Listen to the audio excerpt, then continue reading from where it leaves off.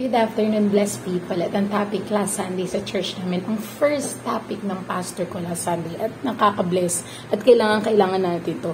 Knowledge is not the key, obedient is. Kung bakit ba kailangan mag-obey tayo sa Panginoong Jesucristo. Makakapag-obey tayo kapag magbabasa tayo ng instruction ng Diyos. Ang Christianity ay hindi pa damihan ng scripture, hindi pa galingan, hindi pa talinuhan, pagalingan sumunod sa boses ng Lord. At kailangan marunong kang makinig sa boses ng Panginoong Jesucristo sa pamamagitan ng pagbabasa ng Bible. Kaya encourage yung mga kapatid, kailangan magbasa po kayo ng Bible. Kung kayo ay bagong nilang na-encourage yun na magbasa kayo, umpisahan nyo sa John, basahin nyo ng 10 times, tapos mayroong magre-rema sa inyo doon, yung gustong sabihin sa inyo ng Panginoon. At kung hindi pa rin, kung wala pa rin kayong hunger, hingin niyo sa Lord. Kasi lahat naman nahihingi sa Lord. Bakit nga ba mahalaga tayo ay mag-obey sa Panginoong Jesucristo? Kasi dito sa Isaiah 1 verse 19, if you are willing and obedient, you shall eat the good of the land. Ang lahat ng kailangan natin dito sa earth, ang nagmamay-ari ay ang Panginoon. Tayo ay kinreate niya lang. So lahat ng pangailangan natin ay nasa Kanya. So para ma-bless tayo, para magkaroon tayo ng favor, ng grace, ng mercy, kailangan tayo ay lumapit sa Kanya. Kailangan natin siyang isik. Dahil nasa Kanya lahat ng instruction, nasa Kanya ang lahat ng wisdom, nasa Kanya ang lahat ng knowledge, sa Kanya po lahat ng gagaling. At kapag nag-obey tayo sa Kanya, at inalign natin ang buhay natin sa Bible, ay magtatagumpay tayo. Di ba sinabi sa Joshua yan na if you meditate my word day and night, magiging successful ang buhay mo. Kaya napaka-importante din na magme-meditate tayo para yung mind natin hindi puro negative things ang nasa isip natin. Kailangan word of God ang umiikot dyan. Kaya dito, encourage nyo na basahin yung Deuteronomy 1 verse 1 hanggang 8. Kung ano yung makukuha mo sa pag-obey sa Panginoon. So, babasahin ko lang siya.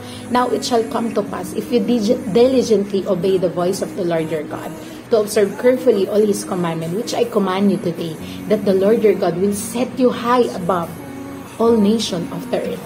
And all this blessing shall come upon you and overtake you because you obeyed the voice of the Lord your God. Ito yung mga blessing na makukuha nyo. Blessed shall you be in the city, and blessed shall you be in the country. Blessed shall be that a fruit of your body, the produce of your ground, and the increase of your herds, the increase of your cattle, and offspring of your flocks. Blessed shall be your basket, your kneading bowl. Blessed shall you be when you come in, and blessed shall you be when you go out. The Lord will cause your enemies who rise against you to be defeated before your face. They shall come out against you one way, and flee before you 7 ways. The Lord will command the blessing on you in your storehouses and all to which you set your hand, and He will bless you in the land which the Lord your God is giving you. Mayroong magandang plano ang Lord sa iyo. Pero ang kaakibat nun ay kailangan mag-obey tayo. May part tayong kailangan gawin. Kailangan natin makipag-communicate sa Panginoon kung ano yung dapat natin gawin sa purpose na pinapagawa natin ng Lord. Dahil hindi naman lahat tinawag sa ministry. Meron sa business, meron sa sport, meron sa politics. Maraming bagay na pinapagawa ang Lord sa ating lahat at kailangan natin malaman yun sa pamamagitan ng pagbabasa ng Word of God. Ang pwede kong ma-share na kwento sa inyo is yung kwento ni Naaman na may ketong. Isa siyang Syrian leader na sabi nung katulong niya, na sabi niya, alam niyo po, pag pumunta po kayo sa Samaria, meron pong isang nagpapagaling doon na lingkod ng Diyos, which is ito ay si Elisha. So pagpunta niya doon, akala niya mamimit niya si Elisha at ipapakita sa kanya na ito ang Diyos ko, ganyan. Hindi ganun yung sa way niya, hindi ganun yung nangyari sa kanya kasi inutusan siya ni Elisha na mag-dip sa Jordan River ng 7 beses. Ikaw, sige, leader ka, tapos papapuntin ka sa Jordan River, mag-dip ka ng 7 beses. Diba? Kumbaga parang, ba't ko gagawin yun? And dumi-dumi ng Jordan River. Pwede naman sa Syria, malinis doon. Pero, ganun yung way ng Lord eh. Hindi mo masasabi na sumusunod ka sa Lord kung hindi mo susundin ang instruction ng Lord. At yung way talaga ng Lord is kakaiba. Hindi mo siya maaarok sa isip mo, no? Kaya kailangan kapag susunod ka sa Lord, huwag mong isipin yung logical mo. Kasi pag nag-isip ka pa, hindi mo susundin eh. Marami akong times na hindi ako sumusunod sa Lord kasi nag-iisip pa ako, Lord, pinapagawa mo ba talaga to? Ang hirap very uncomfortable po ang pinapagawa ng Lord. Pero pag nagawa mo na yun, siya yun eh, hindi ikaw.